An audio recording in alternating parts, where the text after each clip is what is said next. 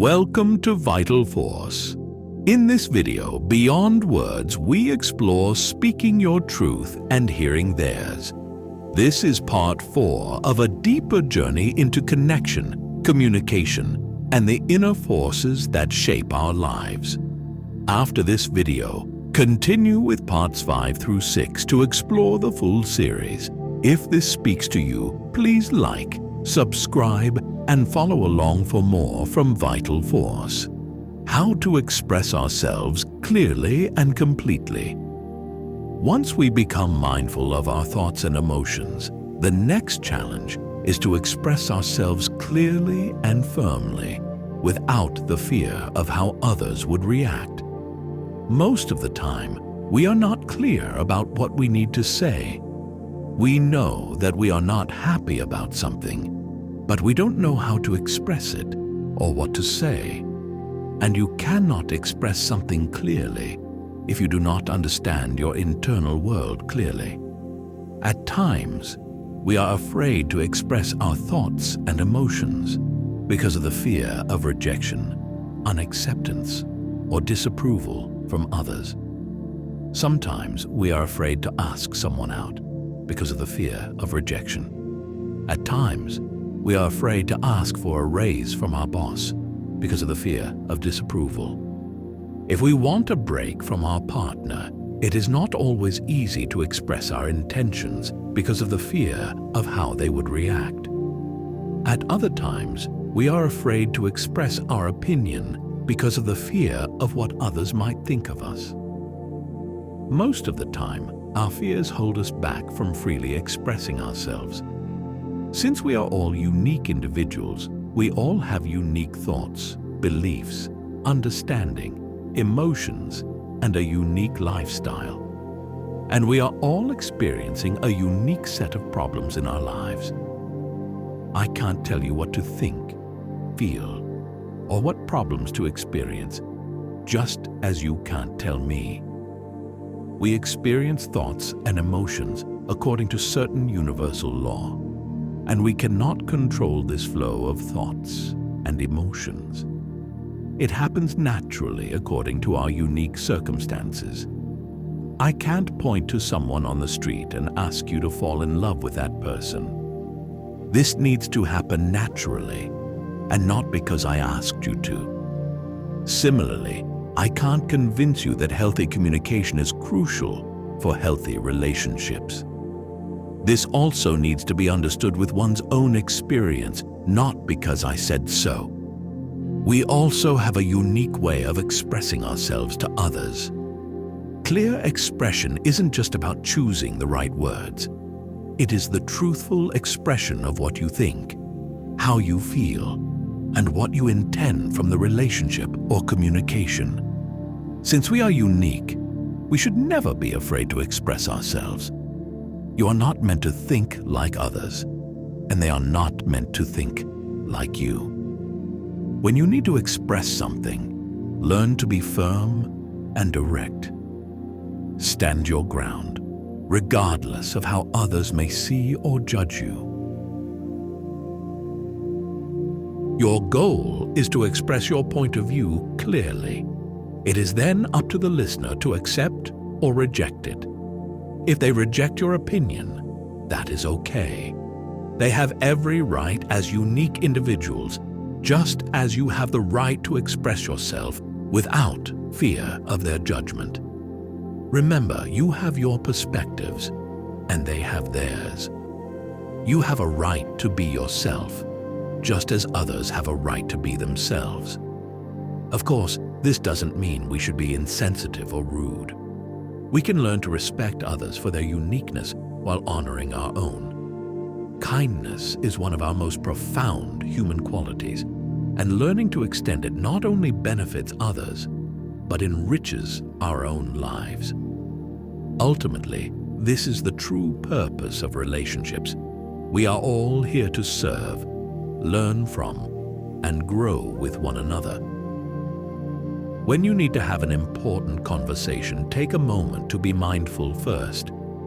By using the self-inquiry questions outlined earlier to examine your thoughts, emotions, and intentions, you will gain a clear picture of what needs to be said and understood.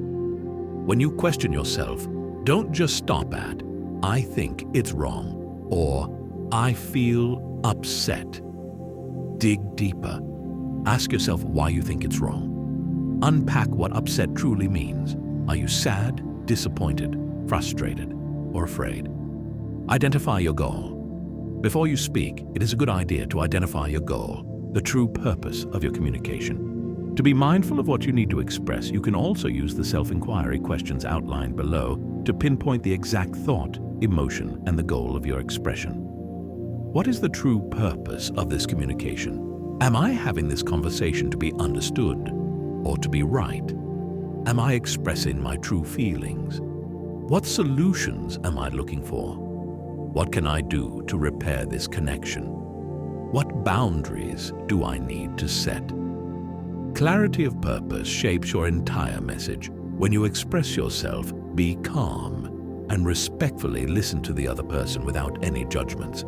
Don't blame others for how you feel. And if you are angry, just say, "I'm angry. But I'm not blaming you for my anger. It is my problem to deal with." And try not to impose your thoughts, beliefs, and emotions on the other person. You can't eat for them, and they can't eat for you. The other person is a unique individual just like you. And it is up to the other person whether to agree with you or not.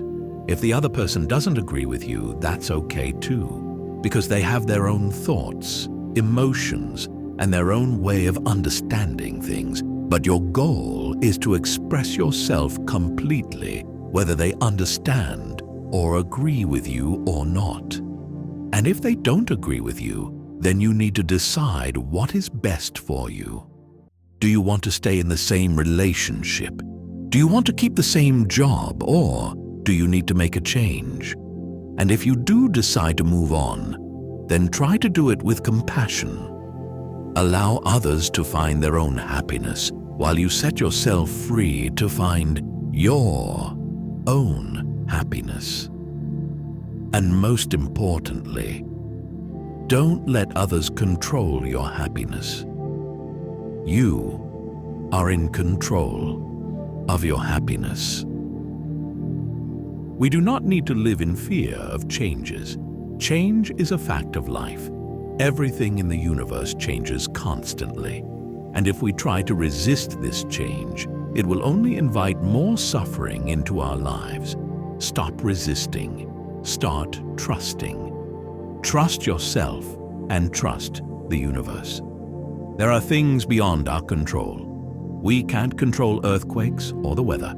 We can learn to control what we can and be patient with what we can't control. We can't force someone to love us, but we can learn to let go. There are no mistakes in life. Everything happens for a good reason. Just as we need wildfires for soil enrichment, life also contains events we do not immediately understand. Trust the universe, and the universe will never abandon you. The universe will deliver unconditionally what is meant for you. But it will be delivered when it is ready, and not when you are ready. It doesn't matter whether the glass is half full or half empty. What matters is what you are going to do with it. Are you going to drink it or throw it away? Others don't have to agree with you, and neither do you. We can agree to disagree and still be friends while acknowledging our uniqueness. Let others be themselves, and you be you. The tigers do not fight because they have unique stripes on their body. So, why should we fight over our uniqueness? We can learn to embrace the uniqueness that nature or the universe has given to us. Everything in this world is unique. There are not two flowers with the same petals. No two animals behave the same way. No two people have the same personality. The universe has its own way of bonding it all together. If everybody thinks and feels the same way, then this world will be very boring. If everybody wants to be doctors, then we will not have other professions, and the world will remain primitive. It will not grow. Understanding is more important than being right. Most of the time, we get into arguments just to be right and prove that the other person is wrong. Since we are unique individuals, there is no point in arguing and proving that you are right. We all have a right to think the way we think and feel, whether it seems right or wrong from the conventional point of view. Understanding brings wisdom, and being right brings temporary satisfaction. When having a conversation, it is also important to pay attention to our tone of voice and body language. Remember, our words only account for 7% of our messages. The other 97% are tone of voice and body language. And if your tone of voice and body language don't match what you are expressing, then you are not expressing what you truly need to express. You can't say, "I'm not angry," with a clenched jaw and a sharp tone. The nonverbal message will win. If your intention is peaceful, let your body be relaxed and your tone be calm. Our verbal and nonverbal communication are crucial for our success. Others are not responsible for your happiness. Others are not responsible for our life, our thoughts, or our emotions. Ultimately, we are the ones who must take responsibility for them. Think of your emotions as the dashboard in a car. It reflects what's happening inside your own vehicle, not what's happening in the cars around you. When your fuel light comes on, it's telling you to refill, not the other drivers on the road. In the same way, we must take responsibility for our own thoughts, emotions, and actions. If we depend on others to make us happy, we give away our power and become dependent, allowing them to steer our inner state. We cannot change others any more than we can pull a tree from the ground to make it grow faster. True change begins within, by nurturing our own mind and heart. How do we change our mind? To change our mind, we must first change our perception.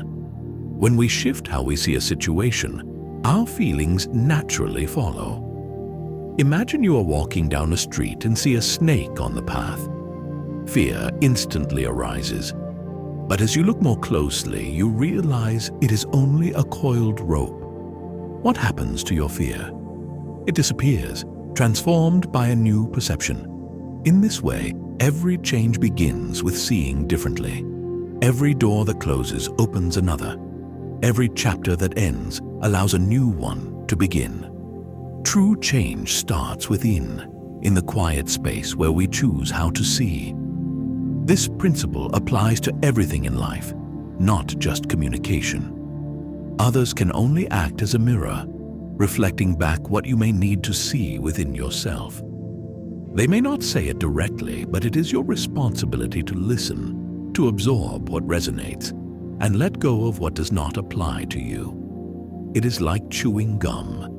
You savor the flavor, and when it no longer serves you, you gently let it go. The art of listening. Clear expression is only one half of dialogue. The other half is listening. We cannot fully express ourselves unless we are also willing to listen. True communication asks that we be as open to understanding others as we are eager to be understood. We know that when we speak, we share our thoughts, emotions, and intentions. In the same way, when we listen, we receive another person's inner world, their thoughts, emotions, and intentions. Communication is an act of both giving and receiving, of expressing and listening. When we engage in dialogue, we offer our perspective and welcome another's through words, tone, and body language. Communication is a two-way street. Listening is not merely a part of it, it is the vital counterpart to speaking. Without attentive listening, communication remains incomplete.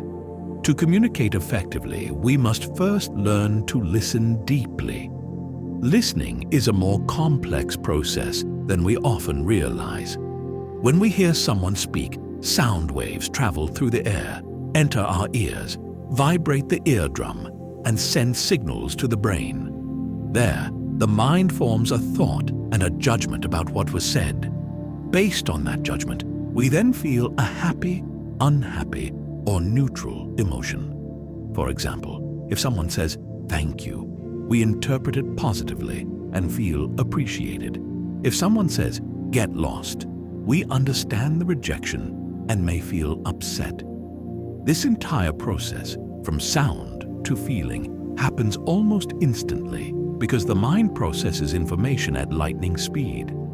We know there are 5 kinds of objects in the world: visible, audible, olfactory, gustatory, and tangible. When we listen to someone, what we are hearing is an audible object. This object, like any other, carries no inherent power to make us happy or unhappy. It only gains that power if we give it, through the judgments we form in our mind. So how can we find peace, no matter what is said to us? To understand this, we must look more closely at the nature of judgment itself. What is judgment? We have already discussed the judging nature of the conscious mind. This tendency fills our communications as we constantly evaluate whether things are right or wrong, good or bad, pleasing or disappointing. For example, if your partner tells you they want to end the relationship, you'll immediately understand the words, and you will likely form a painful judgment, followed by sadness about what is to come. If instead they tell you they're buying you a car for Christmas, your judgment will be one of gratitude and joy. In both cases, it is the judgment, the story we tell ourselves about what something means, that shapes how we feel. Judgment is a form of perception, and perception is a mental notation, a kind of inner mark we make of an experience. For example, when you see a car for the first time, you create a mental note of its shape, size, and features. This notation allows you to recognize a car in the future and distinguish it from, say, a train. You know a car has 4 wheels, not 4 legs, because your mind has noted what defines it. All our experiences come to us through the mind and the 5 senses: sight, sound, smell, taste, and touch. This means we perceive the world through 6 doors: the mind door and the doors of the eye, ear, nose, tongue, and body. Through the mind door, we experience thoughts and emotions. Through the 5 sense doors, we experience objects, the sights, sounds, smells, tastes, and textures of the world. Perception is a double-edged sword. It can guide us toward wise decisions, or it can lead us into unnecessary suffering. That is why it is up to us to guard our minds and watch our perceptions with careful attention. When someone speaks to us, we must learn to listen deeply without letting our immediate judgments cloud our emotions or our understanding. How do we do this? What is deep listening? Deep listening is more than just hearing words. It is about presence, empathy, and true understanding. It is one of the most profound and generous gifts we can offer in any relationship. In this way, it becomes both the cornerstone of understanding and the quiet engine of meaningful connection.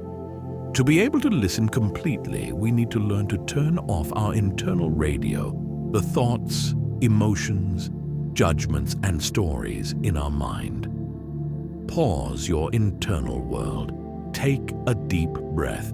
Let go of your judgments and listen with the intention to understand the other person through their lens. Remember, we are all unique, and we all have a unique internal world, internal suffering, and internal problems.